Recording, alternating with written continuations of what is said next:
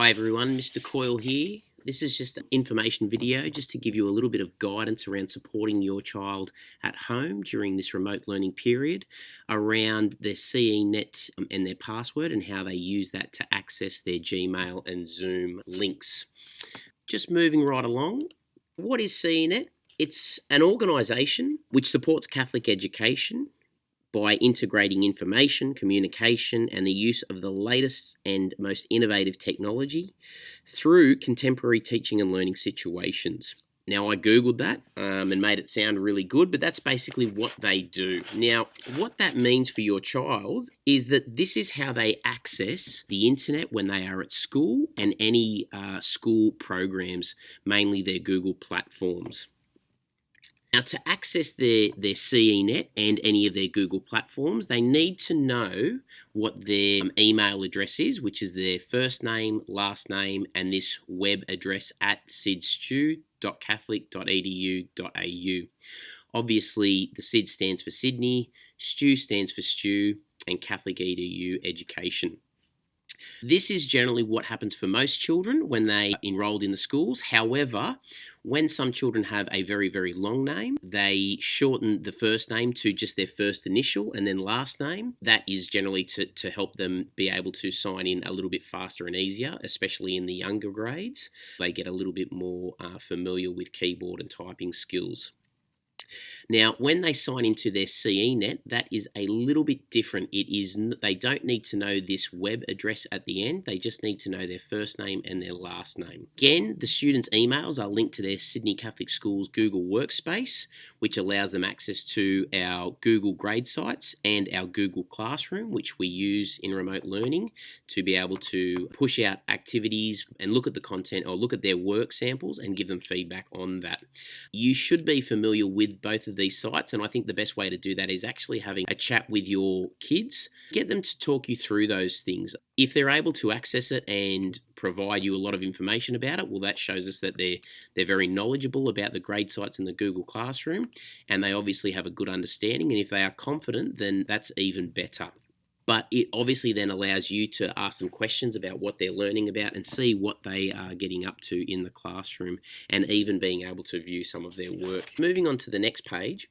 Generally, if they are having trouble accessing their Google Classroom, their Google Gmail when at school, it's because they probably have forgotten to sign into their CENet account.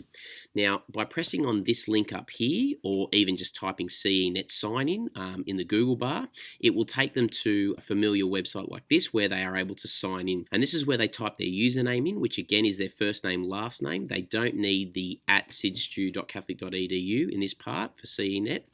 Their password, for K to 2, it is generally a generic password until they become a little bit more familiar with the use of ICT, signing in and being responsible for their own password.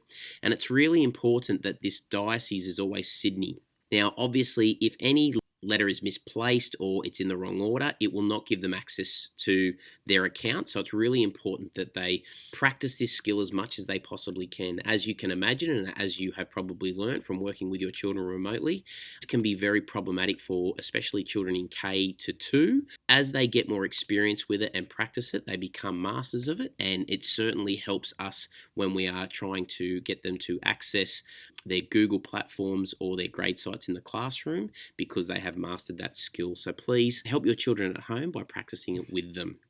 If they have signed in successfully, it will take them to a screen like this if they use the other link. Otherwise, it might just take them to their email, which is what they were trying to sign into, or whatever other Google platform they were trying to use. Now, this is generally the number one reason why we are having trouble with students signing into their Zooms or gaining access to their Zooms, because they have not signed into their CENet account. When they do this, it should work no problems as long as they have an internet connection, obviously.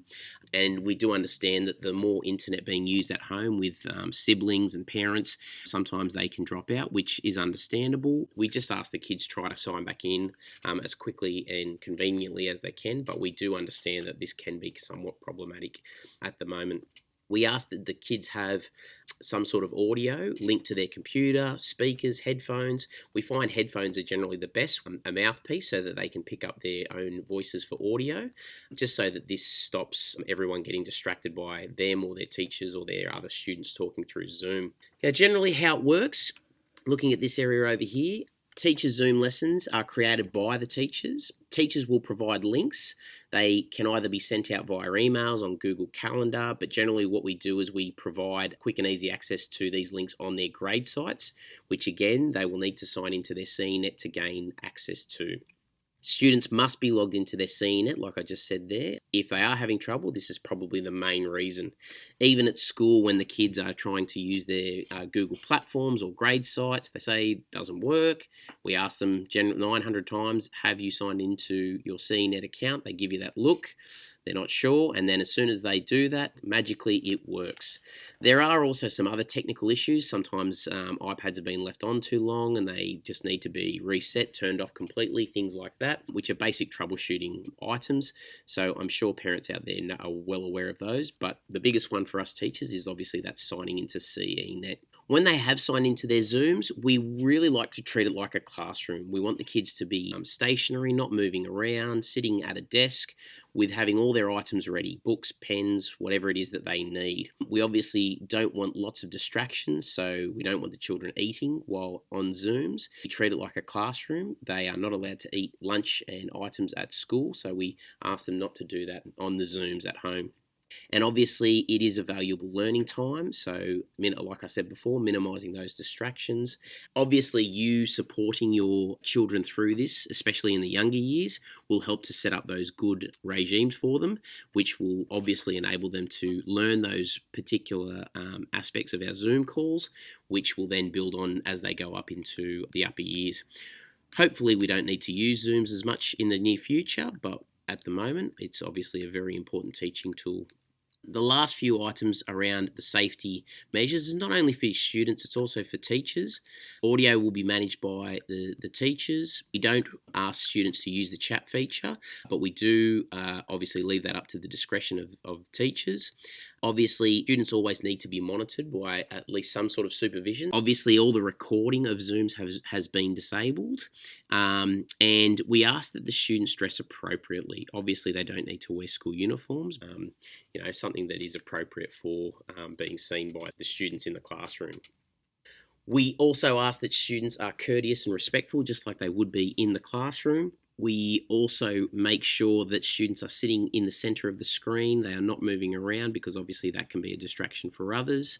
And hopefully you have found this presentation informative and helpful for any Zoom problems and signing into CENet problems. Please watch my next video, which will be around navigating their grade sites, so you can see how content is delivered to your child during this remote learning period.